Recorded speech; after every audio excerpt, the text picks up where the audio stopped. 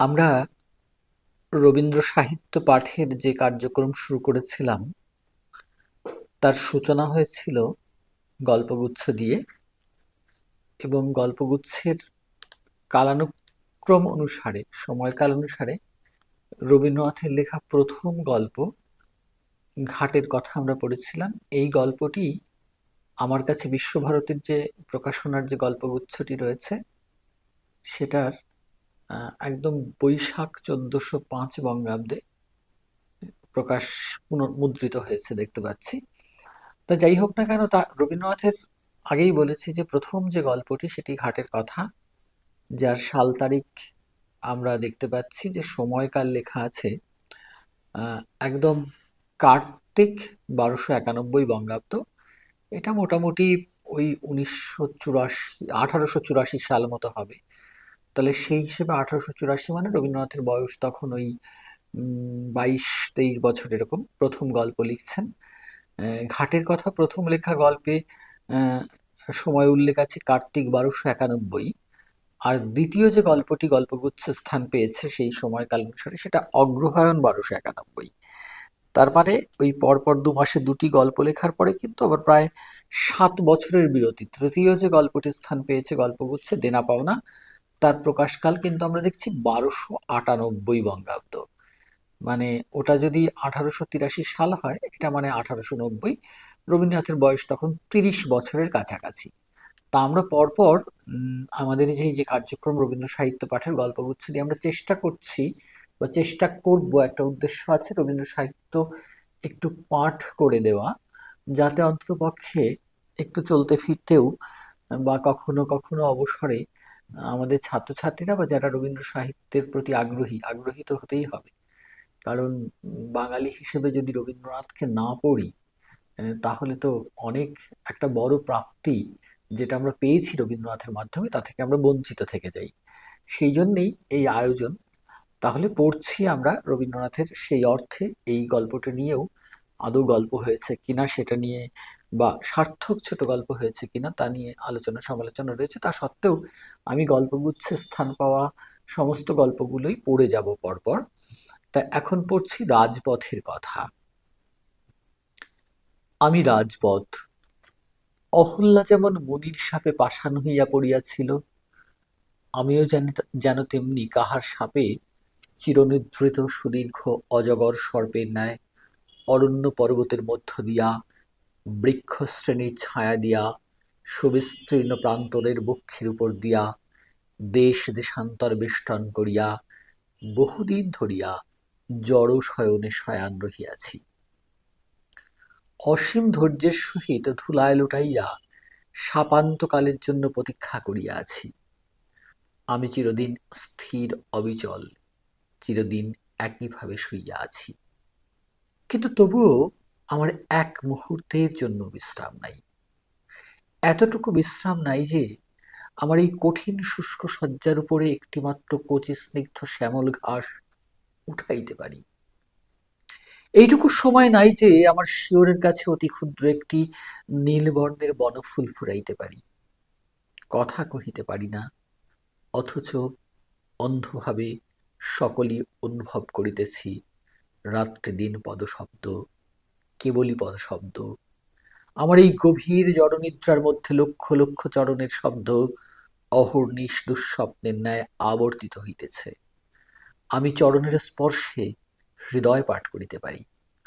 আমি বুঝিতে পারি কে গৃহে যাইতেছে, কে বিদেশে যাইতেছে, কে কাজে যাইতেছে, কে বিশ্রামে যাইতেছে, কে উৎসবে যাইতেছে, কে শ্মশানে যাইতেছে।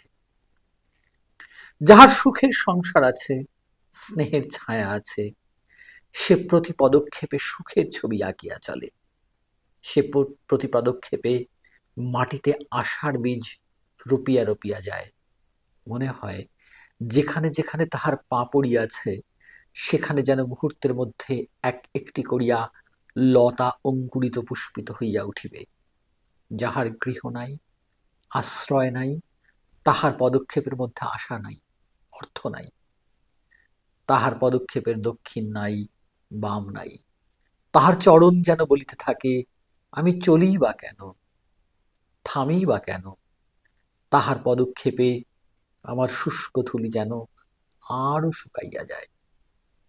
পৃথিবীর কোনো কাহিনী আমি সম্পূর্ণ শুনিতে পাই না। আজ শত শত বৎসর ধরিয়া আমি কত লক্ষ লোকের কত হাসি, কত গান, কত কথা শুনিয়া আসিতেছি, কিন্তু কেবল খানিকটা মাত্র শুনিতে পাই। বাকিটুকু শুনিবার জন্য যখন আমি কান পাতিয়া থাকি, তখন দেখি সে লোক আর নাই। এমন কত বৎসরের কত ভাঙা কথা, ভাঙা গান আমার ধুলির সহিত ধুলি হইয়া গেছে। আমার ধুলির সহিত উড়িয়া বেড়ায়, তাহা কি কেহ জানিতে পায়? ওই শোনো, একজন গাহিল, তারে বলি বলি আর বলা হলো না। আর একটু দাঁড়াও, গানটা শেষ করিয়া যাও, সব কথাটা শুনি। কই আর দাঁড়াইল, গাহিতে গাহিতে কোথায় চলিয়া গেল, শেষটা শোনা গেল না। ওই একটি মাত্র পদ অর্ধেক রাত ধরিয়া আমার কানে ধ্বনিত হইতে থাকিবে। মনে মনে ভাবিব, ও কে গেল, কোথায় যাইতেছে না জানি। যে কথাটা বলা হইল না, তাহাই কি আবার বলিতে যাইতেছে। এবার যখন পথে আবার দেখা হইবে, সে যখন মুখ তুলিয়া ইহার মুখের দিকে চাহিবে, তখন বলি বলি করিয়া আবার যদি বলা না হয়, তখন নতশির করিয়া মুখ ফিরাইয়া অতি ধীরে ধীরে ফিরিয়া আসিবার সময় আবার যদি গায়, তারে বলি বলি আর বলা হলো না। সমাপ্তি ও স্থায়িত্ব হয়তো কোথাও আছে, কিন্তু আমি তো দেখিতে পাই না। একটি চরণ চিহ্ন তো আমি বেশিক্ষণ ধরিয়া রাখিতে পারি না। অবিশ্রাম চিহ্ন পড়িতেছে, আবার নতুন পদ আসিয়া অন্য পদের চিহ্ন মুছিয়া যাইতেছে। যে চলিয়া যায়, সে তো পশ্চাতে কিছু রাখিয়া যায় না। যদি তাহার মাথার বোঝা হইতে কিছু পড়িয়া যায়, সহস্র চরণের তলে অবিশ্রাম দলিত হইয়া কিছুক্ষণেই তাহা ধুলিতে মিশাইয়া যায়। তবে এমনও দেখিয়াছি বটে, কোনো কোনো মহাজনের পুষ্পস্তূপের স্তূপের মধ্য হইতে এমন সকল অমর বীজ পড়িয়া গেছে, যাহা ধুলিতে পড়িয়া অঙ্কুরিত অবর্থিত হইয়া আমার পার্শ্বে স্থায়ীরূপে বিরাজ করিতেছে এবং নূতন পথিকদিগকে ছায়া দান করিতেছে। আমি কাহারও লক্ষ্য নহি, আমি সকলের উপায় মাত্র। আমি কাহারও গৃহ নহি, আমি সকলকে গৃহে লইয়া যাই। আমার অহরহ এই এক শোক, আমাতে কেহ চরণ রাখে না, আমার উপরে কেহ দাঁড়াইতে চাহে না। যাহাদের গৃহ সুদূরে অবস্থিত, তাহারা আমাকেই অভিশাপ দেয়। আমি যে পরম ধৈর্যে তাহাদিগকে গৃহের দ্বার পর্যন্ত পৌঁছাইয়া দেই, তাহার জন্য কৃতজ্ঞতা কই পাই? গৃহে গিয়া বিরাম, গৃহে গিয়া আনন্দ, গৃহে গিয়া সুখ সম্মিলন, আর আমার উপরে কেবল শ্রান্তির ভার, কেবল অনিচ্ছাকৃত শ্রম, কেবল বিচ্ছেদ। কেবল কি সুদূর হইতে গৃহ বাতায়ন হইতে মধুর হাস্যলহরী পাখা তুলিয়া সূর্যালোকে বাহির হইয়া আমার কাছে আসিবা মাত্র সচকিতে শূন্য মিলাইয়া যাইবে? গৃহের সেই আনন্দের কণা আমি কি একটুও পাইব না? কখনো কখনো তাহাও পাই। বালক বালিকারা হাসিতে হাসিতে কলরব করিতে করিতে আমার কাছে আসিয়া খেলা করে। তাহাদের গৃহের আনন্দ তাহারা পথে লইয়া আসে। তাহাদের পিতার আশীর্বাদ, মাতার স্নেহ গৃহ হইতে বাহির হইয়া পথের মধ্যে আসিয়াও যেন গৃহ রচনা করিয়া দেয়। আমার ধুলিতে তাহারা স্নেহ দিয়া যায়, আমার ধুলিকে তাহারা রাশীকৃত করে ও তাহাদের ছোট ছোট হাতগুলি দিয়া সেই স্তূপকে মৃদু মৃদু আঘাত করিয়া পরম স্নেহে ঘুম পাড়াইতে চায়। বিমল হৃদয় লইয়া বসিয়া বসিয়া তাহার সহিত কথা কয়। হায় হায়, এত স্নেহ পাইয়াও সে তাহার উত্তর দিতে পারে না। ছোট ছোট কোমল পাগুলি যখন আমার উপর দিয়া চলিয়া যায়, তখন আপনাকে বড় কঠিন বলিয়া মনে হয়। মনে হয় উহাদের পায়ে বাজিতেছে। কুসুমের দলের ন্যায় কোমল হইতে স্বাদ যায়। রাধিকা বলিয়াছেন, যাহা যাহা অরুণ চরণ চলি যাতা, তাহা তাহা ধরণী হইয়ে মধুগাতা। অরুণ চরণগুলি এমন কঠিন ধরনের উপর চলে কেন? কিন্তু তা যদি না চলিত, তবে বোধ করি কোথাও শ্যামল তৃণ জন্মিত না। প্রতিদিন যাহারা নিয়মিত আমার উপরে চলে তাহাদিগকে আমি বিশেষ রূপে চিনি, তাহারা জানে না তাহাদের জন্য আমি প্রতীক্ষা করিয়া থাকি। আমি মনে মনে তাহাদের মূর্তি কল্পনা করিয়া লইয়াছি। বহুদিন হইল এমনি একজনকে তাহার কোমল চরণ দুখানি লইয়া প্রতিদিন অপরাহ্নে বহুদূর হইতে আসিত। ছোট দুটি নূপুর রুনুঝুনু করিয়া তাহার পায়ে কাঁদিয়া কাঁদিয়া বাজিত।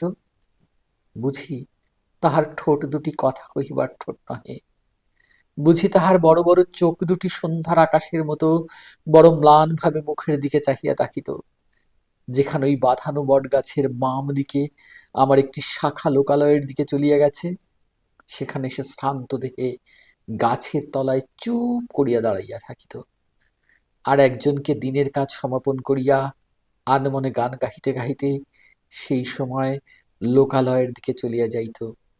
সে বোধ করি কোনো দিকে চাহিত না, কোনোখানে দাঁড়াইত না, হয়তোবা আকাশের তারার দিকে চাহিত, তাহার গৃহের দ্বারে গিয়া পূরবী গান সমাপ্ত করিত। সে চলিয়া গেলে বালিকা শ্রান্ত পদে আবার যে পথ দিয়ে আসিয়াছিল সেই পথে ফিরিয়া যাইত। বালিকা যখন ফিরিত তখন জানিতাম অন্ধকার হইয়া আসিয়াছে। সন্ধ্যার অন্ধকার হিমস্পর্শ সর্বাঙ্গে অনুভব করিতে পারিতাম। তখন গোধূলির কাকের ডাক একেবারে থামিয়া যাইত। পথিকেরা আর কেহ বড় চলিত না। সন্ধ্যার বাতাস থাকিয়া থাকিয়া বাঁশবন ঝরঝর ঝরঝর শব্দ করিয়া উঠিত। এমন কতদিন, এমন প্রতিদিন সে ধীরে ধীরে আসিত, ধীরে ধীরে যাইত। একদিন ফাল্গুন মাসের শেষাশেষি অপরাহ্নে যখন বিস্তর আম্রমুকুলের কেশর বাতাসে ছড়িয়া পড়িতেছে, তখন আর একজন যে আসে সে আর আসিল না। সেদিন অনেক রাত্রে বালিকা বাড়িতে ফিরিয়া গেল। যেমন মাঝে মাঝে গাছ হইতে শুষ্ক পাতা ঝরিয়া পড়িতেছিল, তেমনি মাঝে মাঝে দুই এক ফোঁটা অশ্রু জল আমার নিরস তপ্ত ধুলি পড়ে পড়িয়া মিলাইতেছিল। আবার তাহার পরদিন অপরাহ্নে বালিকা সেইখানে সেই তরুতলে আসিয়া দাঁড়াইল, কিন্তু সেদিনও আর একজন আসিল না। আবার রাত্রে সে ধীরে ধীরে বাড়ি মুখে ফিরিল। কিছু দূরে গিয়া আর সে চলিতে পারিল না, আমার উপরে ধুলির উপরে লুটাইয়া পড়িল, দুই বাহুতে মুখ ঢাকিয়া বুক ফাটিয়া কাঁদিতে লাগিল। কে গা মা, আজ এই বিজন রাত্রে আমার বক্ষেও কি কেহ আশ্রয় লইতে আসে? তুই যাহার কাছ হইতে ফিরিয়া আসিলি সে কি আমার চেয়েও কঠিন? তুই যাহাকে ডাকিয়া সাড়া পাইলি না সে কি আমার চেয়েও মুখ?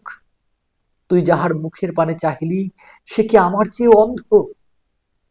বালিকা উঠিল, দাঁড়াইল, চোখ মুছিল, পথ ছাড়িয়া পার্শ্ববর্তী বনের মধ্যে চলিয়া গেল। হয়তো সে গৃহে ফিরিয়া গেল, হয়তো এখন সে প্রতিদিন শান্ত মুখে গৃহের কাজ করে, হয়তো সে কাহাকেও কোনো দুঃখের কথা বলে না। কেবল এক একদিন সন্ধ্যাবেলায় গৃহের অঙ্গনে চাঁদের আলোতে পা ছড়াইয়া বসিয়া থাকে, কেহ ডাকিলেই আবার তখনই চমকিয়া উঠিয়া ঘরে চলিয়া যায়। কিন্তু তাহার পরদিন হইতে আজ পর্যন্ত আমি আর তাহার চরণ স্পর্শ অনুভব করি নাই। এমন কত পদ শব্দ নীরব হইয়া গেছে, আমি কি এত মনে করিয়া রাখিতে পারি? কেবল সেই পর পায়ের করুণ নুপুর ধ্বনি এখনো মাঝে মাঝে মনে পড়ে। কিন্তু আমার কি আর একদণ্ড শোক করিবার অবসর আছে? শোক কাহার জন্য করিব? এমন কত আসে কত যায়, কি প্রখর রৌদ্র! উফ উফ, একবার নিঃশ্বাস ফেলিতেছি আর তপ্ত ধুলা সুনীল আকাশ ধূসর করিয়া উড়িয়া যাইতেছে। ধনী দরিদ্র, সুখী দুঃখী, জরা যৌবন, হাসি কান্না, জন্ম মৃত্যু সমস্তই আমার উপর দিয়া এক নিঃশ্বাসে ধূলির স্রোতের মতো উড়িয়া চলিয়াছে। এই জন্য পথের হাসিও নাই, কান্নাও নাই। গৃহই অতীতের জন্য শোক করে, বর্তমানের জন্য ভাবে, ভবিষ্যতের আশাপথ চাহিয়া থাকে। কিন্তু পথ প্রতি বর্তমান নিমেষের শত সহস্র নতুন অভ্যাগতকে লইয়াই ব্যস্ত।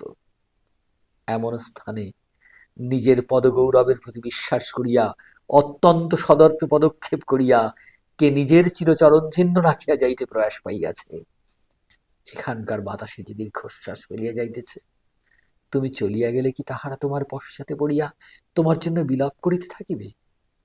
নূতন অতিথিদের চক্ষে অশ্রু আকর্ষণ করিয়া আনিবে? বাতাসের উপর বাতাস কি স্থায়ী হয়? না না, বৃথা চেষ্টা। আমি কিছুই পড়িয়া থাকিতে দিই না, হাসিও না, কান্নাও না, আমি কেবল পড়িয়া আছি। এই গল্পটি পড়ার পর দু একটি কথা তো বলতেই হয়। রাজপথের কথা। এমন চমৎকার গদ্যে রাজপথকে একজন ব্যক্তির মতো করে উপস্থাপন করলেন রবীন্দ্রনাথ। সত্যিই তো, পথের সঙ্গে কত স্মৃতি, কত স্বপ্ন জড়িয়ে থাকে। পথ, যে পথ, যে পথে যারা আমরা যাই, সেই মানুষেরা তো অতীত নিয়ে, বর্তমান নিয়ে, ভবিষ্যৎ নিয়ে কত দুশ্চিন্তাগ্রস্ত হই। কিন্তু পথ কিন্তু শুধু চলমান, শুধু বর্তমানকেই গ্রহণ করে। এই পথের আত্মকথায়, পথের স্মৃতিতে মানুষের জীবনের যে কথা আছে, জীবনের যে গল্প আছে, যাই আলোচনা হোক না কেন, আমার ভাবনায় এটি একটি সার্থক ছোট গল্পই বটে। ধন্যবাদ সকলকে, শুনবেন আশা করি।